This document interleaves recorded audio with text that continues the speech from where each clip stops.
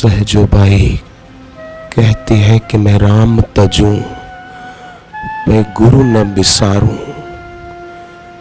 गुरु के सम हरि को न निहारूं। मैं भगवान को छोड़ सकती हूँ पर मेरे गुरुदेव को मैं कदापि नहीं छोड़ सकती,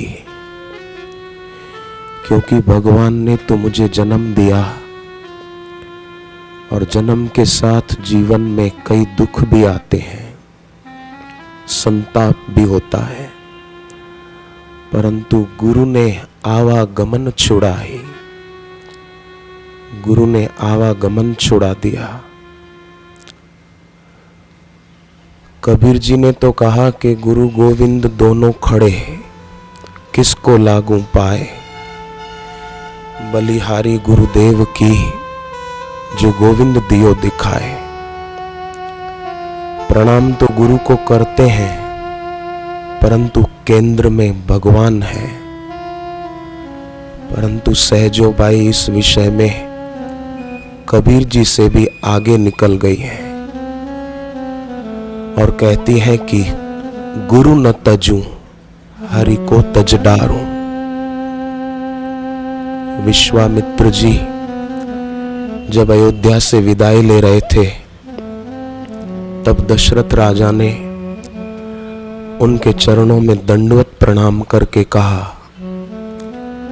कि मुनिवर, नाथ सकल संपदा तुम्हारी, हे नाथ ये सारी संपदा अयोध्या की वो आपकी है। मैं सेवक समेत सुत नारी, मैं आपका सेवक हूं पत्नी और पुत्रों के सहित। ये मेरी संपदा और मुझे आप स्वीकार कीजिए। तब विश्वामित्र जी ने कहा कि ये मेरा ही समझ के तुम रखो। पर दशरथ राजा ने फिर प्रणाम करके कहा कि एक वरदान देकर जाओ कि आपके दर्शन मुझे बार बार होते रहें। बस हम भी सभी भक्त गुरुदेव के श्री चरणों में प्रार्थना करते हैं कि गुरुदेव आपके दर्शन हमको हों, और श्रोता का कर्तव्य होता है कि गुरु को दक्षिणा दे। अब गुरु के आगे तो तुलसीदास जी कहते हैं, गुरु विवेक सागर जग जाना, जिन्हि विश्व कर बदर समाना। गुरु विवेक के सागर है, उनके आगे पूरा विश्व हथेली पर रखे हुए बेर के समान तुच्छ है, नगण्य है। हम दक्षिणा में क्या दें? हम सभी भक्त सत्संगी एक संकल्प दक्षिणा में अर्पण करते हैं कि हे गुरुदेव, जैसे 5 भूत विनाश से रहित हैं, ऐसे ही गुरुदेव आप खूब खूब दीर्घायु हो।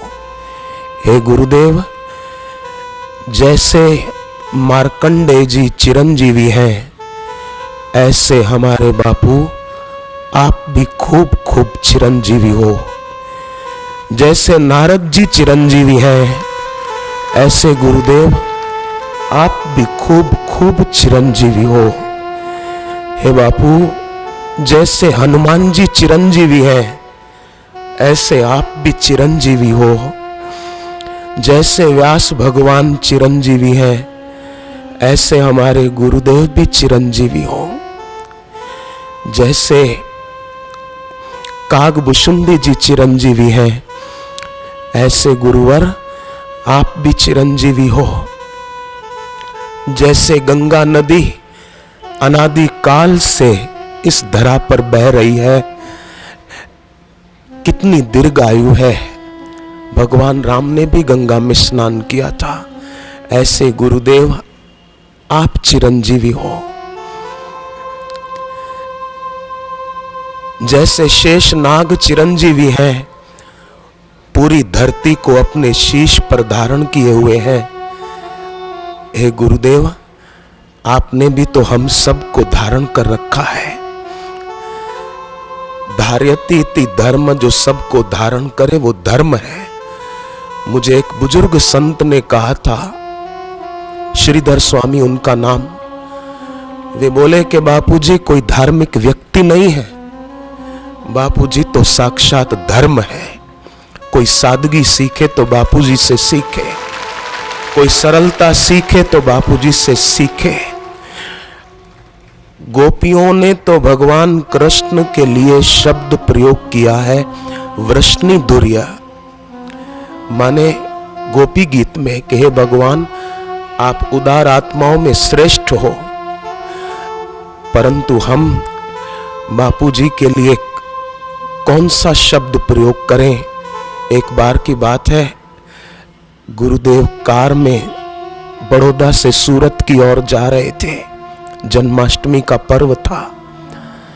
रास्ते में बरसात हो रही थी, एक गरीब आदमी गाय चरा रहा था, उसके पास छतरी तो थी पर फटी हुई थी, बेचारा भीग रहा था। बापूजी ने अपनी कार रोकी और अपनी छतरी उसको देकर कहा कि बेटे भीगोगे तो बीमार हो जाओगे, ये छतरी रखो। प्रसाद भी दिया और उस गरीब को दक्षिणा भी दी कि भीगना नहीं बेटे, बीमार हो जाएगा। अहमदाबाद आश्रम में एक लड़का सोया था, गर्मी के दिन मच्छर काट रहे थे। गुरुदेव ने सोचा कि इसको जगाएंगे तो नींद टूटेगी, गर्म वस्त्र ओढ़ाएंगे तो बेचारे को गर्मी लगेगी, तो अपनी ओढ़ी हुई धोती बापूजी ने उसको ओढ़ा दी कि इसको मच्छर न काटे, बच जाए। तो जो सबको धारण करे वो धर्म है। हम सबको आपने धारण किया है, मोक्ष के मार्ग पर तेजी से ले जाने वाले विमान में बिठाया है। तो हम भी सभी साधक कृतज्ञता व्यक्त करते हैं। जैसे गुरु पूर्णिमा का पर्व कृतज्ञता व्यक्त करने के लिए, और ये पूर्णिमा रक्षाबंधन की पूर्णिमा है। मैंने गुरुदेव के श्रीमुख से सुना था एक बार कि कुछ भक्त गुरुदेव के गुरुदेव लीलाशाह बापू को एक बार राखी बांधने लगे कि हम आपको अपने जीवन की डोर सौंप रहे हैं। आज हम सब भी भावना से, शब्द की अपेक्षा हृदय का भाव व्यापक होता है। हे गुरुदेव, हम सभी साधक साधिकाएं आपके पवित्र कलाई पर एक भावना का सूत्र बांधते हैं कि सदैव हम आपसे जुड़े रहें। बस सदैव हम जब तक जिए, जब तक इस धरती पर रहे शरीर से, जब तक ये सांस चलती है तब तक हम आपसे जुड़े रहें। बस ये प्रीति की डोर टूटने न पाए। जब तक रहे आपके चरणों में हमारी श्रद्धा, हमारी भक्ति ऐसी हो जैसे अर्जुन की श्री कृष्ण के प्रति थी और सहजोबाई की अपने गुरु के प्रति थी कि गुरु न तजूं हरि को तज डारूं। सहजोबाई कहती थी हरि रूठे कुछ डर नहीं, भगवान रूठ जाए तो भी कुछ डर नहीं है, तू भी दे छिटकाए पर गुरु को राखो शीश पर, सब विद करे सहाय। मैं जब घर पे रहता था तो मानो भगवान ने धुतकार ही तो दिया था, कितना दुखी था। सड़कों पर सोता था, कभी खाना मिलता था तो कभी नहीं मिलता था। सगे बाप ने घर का दरवाजा तक न खोला, ऊपर की खिड़की से ही कह दिया कि चला जा, ये दरवाजा तेरे लिए सदा के लिए बंद है। और ऐसी दुखद स्थिति में गुरुदेव ने कहा कि बेटे सबका द्वार बंद है तो क्या है, मेरा द्वार तेरे लिए खुला है। सहजोबाई कहती है ऐसे गुरु का बदला शिष्य कभी भी चुका नहीं सकता। मनुस्मृति कहती है कि बेटा 100 साल तक अपनी मां की सेवा करे तो भी मां के ऋण से वो छूट नहीं सकता। क्यों? कि मां ने उसको 9 महीने अपने गर्भ में धारण किया।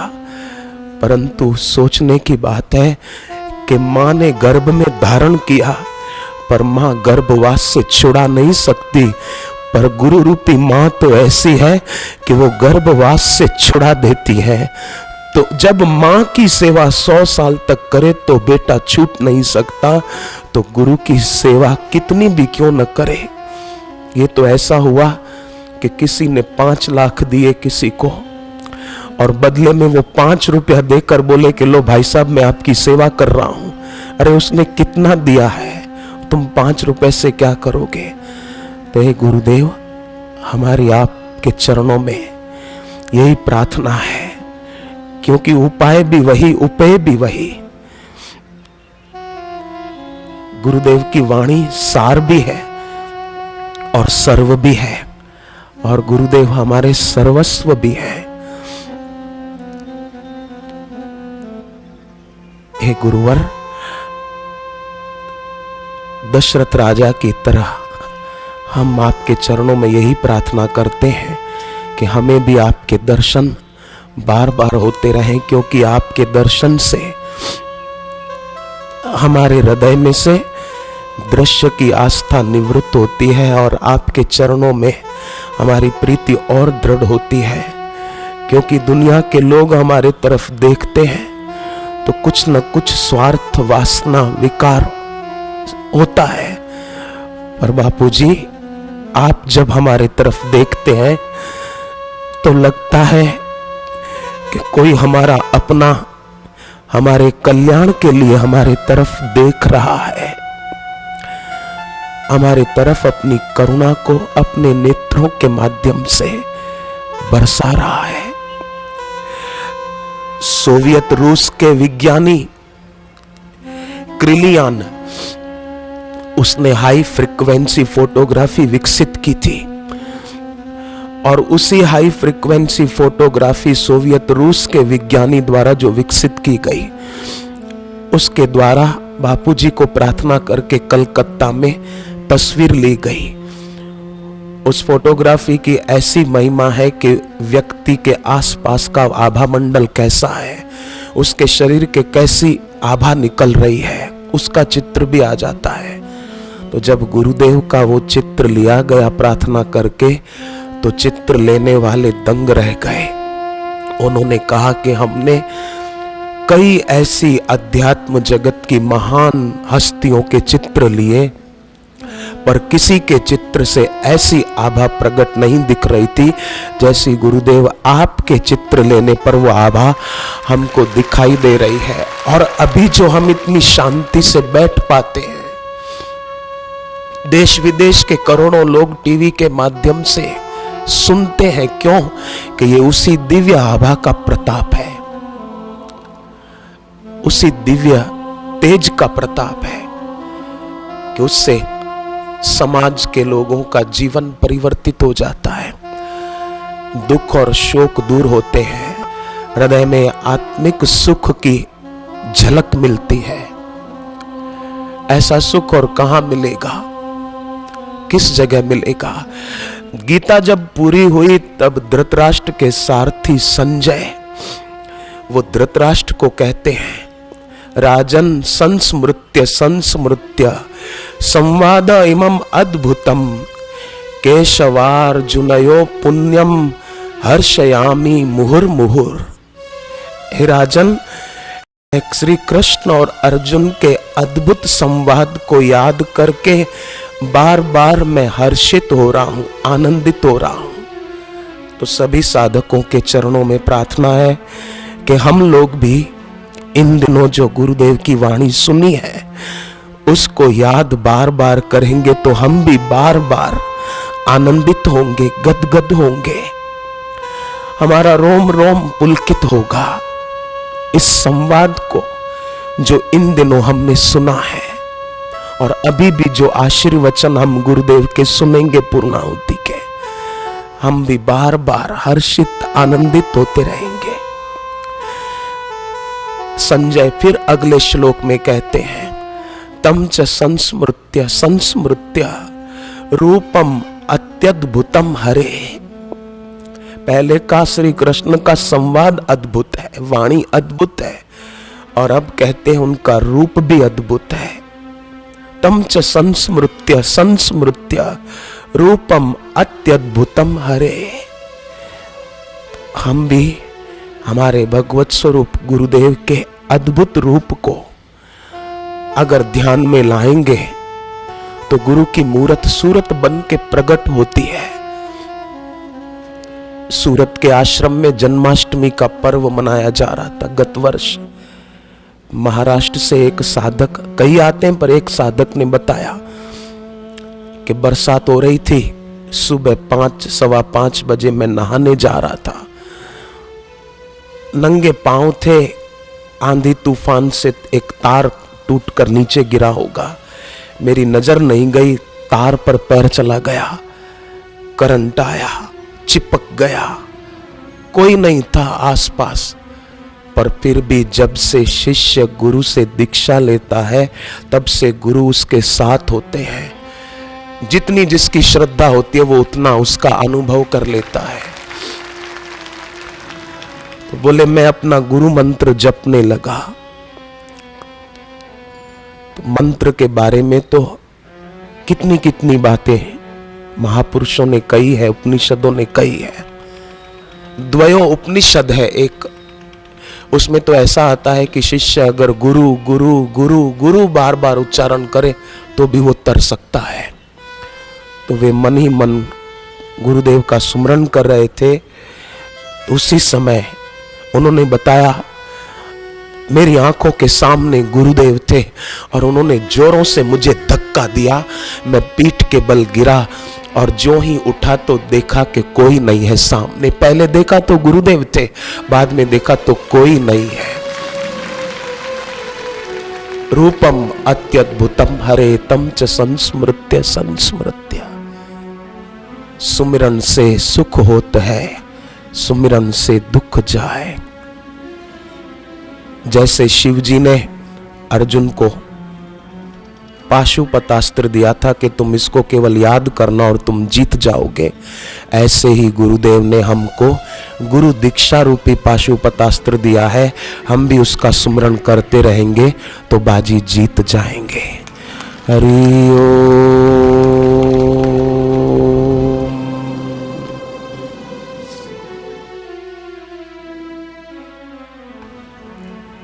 हरि